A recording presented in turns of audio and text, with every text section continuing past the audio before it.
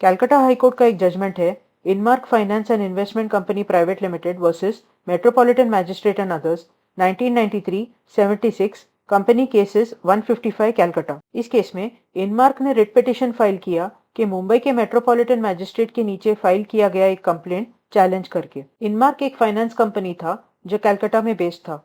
Respondent number 3 गया इनमार्क के पास कि उसको लोन चाहिए। रिस्पोंडेंट नंबर 3 को रिस्पोंडेंट नंबर 2 कंपनी को खरीदना था, तो रिस्पोंडेंट नंबर 3 ने इनमार्क को कहा कि वो डायरेक्ट रिस्पोंडेंट नंबर 2 को पैसे दे इसके लिए, लेकिन ऐसे पैसे के लिए कोई सिक्योरिटी नहीं दी। इसी विषय में इनमार्क से चेक्स भी मांगे, तो इनमार्क ने रिस्पोंडेंट नंबर 2 को कहा कि बाद की कुछ डेट्स को ही रिस्पोंडेंट नंबर 2 उनको डिपॉजिट करे। बाद में रिस्पोंडेंट नंबर 3 ने कहा कि कुछ पैसे मत दो रिस्पोंडेंट नंबर 2 को, इसीलिए इनमार्क ने पैसे अरेंज ही नहीं किए और चेक के पैसे भी नहीं अरेंज किया। ऐसे चेक्स बाउंस हो गए। तो ये कंप्लेंट था नेगोशिएबल इंस्ट्रूमेंट्स एक्ट के अंदर। तो समन्स आए इनमार्क को। तो कलकत्ता हाईकोर्ट में इस कंप्लेंट के खिलाफ आए इनमार्क।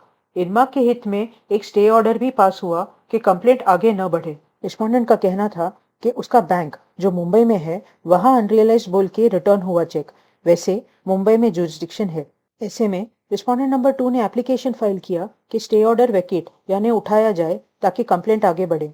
रिस्पोंडेंट नंबर 2 का कहना था कि कैलकाटा हाईकोर्ट को टीजे नहीं है ये रिट पिटीशन सुनने का। जो नेगोशिएबल इंस्ट्रूमेंट्स एक्ट का कंप्लेंट चैलेंज किया है इनमार्क ने, वो मुंबई में शुरू हुआ है, तो इस कोर्ट को टीजे नहीं है ये रिट देखने का। इनमार्क का कहना था कि समन्स कैलकाटा में आए हैं तो कॉज ऑफ एक्शन का हिस्सा कैलकाटा में भी उत्पन्न हुआ है, तो आर्टिकल 226(2) के अंदर पिटीशन देख सकता है कैलकाटा में। इनमार्क ने सीपीसी के प्रोविजंस का भी उल्लेख किया, कुछ जजमेंट्स का उल्लेख भी किया जिनसे समझ आता है कि चेक बाउंस के केस में पार्ट कॉज ऑफ एक्शन वहां उत्पन्न होता है जहां चेक इश्यू हुआ है और पार्ट जहां चेक पास हो या बाउंस हो। कैलकाटा हाईकोर्ट का कहना था कि टीजे के सीपीसी के प्रोविजंस है वो इनमार्क की कोई मदद नहीं करेंगे, क्योंकि सीपीसी के हिसाब से सूट वहां फाइल हो सकता है जहां कॉज ऑफ एक्शन उत्पन्न हुआ है या जहां डिफेंडेंट रहता हो।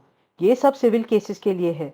ध्यान रहे, चेक बाउंसिंग एक बॉर्डरलाइन जैसा सिचुएशन है क्रिमिनल और सिविल के बीच में। और जो जजमेंट्स का उल्लेख इनमार्क ने किया है वो सारे मैलिशियस प्रोसिक्यूशन, यानी जब पुलिस किसी निरपराधी को अपराधी बना के केस चलाए तो निरपराधी घोषित होने के बाद राज्य से ऐसा हानि पहुंचाने के लिए कॉम्पेंसेशन मांगने के लिए थे जो इनमार्क के फायदे में नहीं थे, क्योंकि ऐसे केसेस वहां फाइल किए जा सकते हैं जहां समन्स मिले उस पेटिशनर को। कोर्ट ने सेक्शन 177 और 179 सीआरपीसी का भी उल्लेख किया और कहा कि जहां अपराध घटे या जब कोई क्रिया हो जो अपराध बने और उस क्रिया के नतीजे से अपराध बने, तो जहां ऐसा क्रिया किया जाता है वहां के कोर्ट को, और जहां नतीजा असर होता है वहां के कोर्ट भी ऐसा केस देख सकते हैं।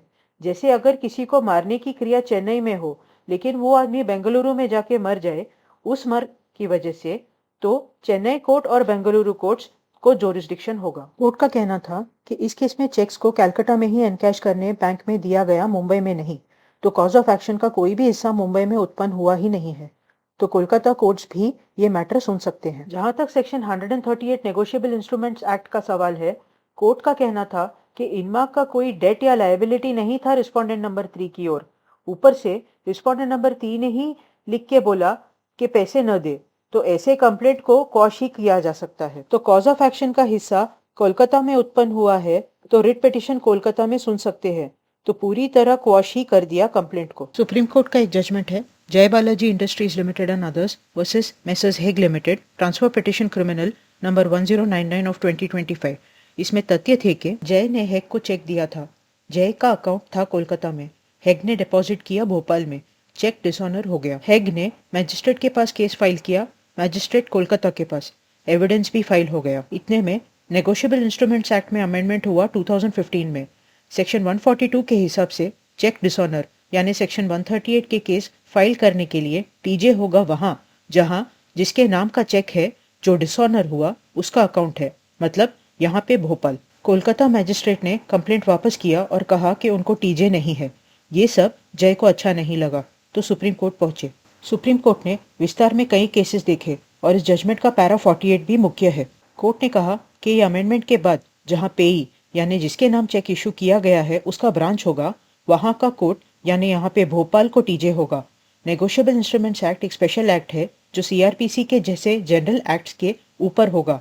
कि इस केस में अमेंडमेंट के बाद एक्सक्लूसिव ज्यूरिसडिक्शन भोपाल के पास ही है। लेकिन फिर कोर्ट ने कहा कि अगर एविडेंस नहीं रिकॉर्ड हुआ होता तो भोपाल भेजने में कोई हरकत नहीं होता, लेकिन यहाँ एविडेंस चालू हो गया है तो इस स्टेज पे भोपाल भेजना सही नहीं होगा शुरू से मैटर सुनने, और जय के केस को धोखा पहुंचेगा। ये अजीब दिख सकता है क्योंकि एक हाथ पे खाली भोपाल को टीजे है और दूसरे हाथ में जय के केस को धोखे से बचना है। ध्यान रहे कि ये केस अमेंडमेंट के दौरान का है तो ऊपर नीचे है, ऐसा शायद सोच सके। मतलब इनमार्क में अब मुंबई मैजिस्ट्रेट को एक्सक्लूसिव ज्यूरिसडिक्शन होगा। 2015 के अमेंडमेंट के पहले अलग जजमेंट्स में अलग जगहों पे केस होते थे। अमेंडमेंट के बाद जैसा स्पेसिफिक कोर्ट नहीं था पहले। अमेंडमेंट के पहले कंप्लेनेंट को कहीं भी जाना पड़ सकता था अपने ही पैसों के लिए, और अमेंडमेंट के बाद से वो जहां स्थित है वहां केस करेगा और डिसऑनर करने वाले को वहां आना पड़ेगा। ये हुआ बदलता चित्र के बाद जो टीजे के लेके डिसऑनर के विषय में है।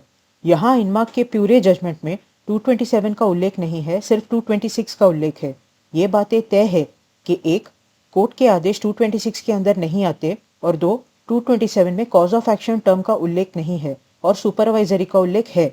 मतलब अपने नीचे के कोर्ट्स पे एक तरह का नियंत्रण। इस केस में यानी इनमार्क में मुंबई मैजिस्ट्रेट के सामने के प्रोसीडिंग्स चैलेंज हुए कैलकाटा में।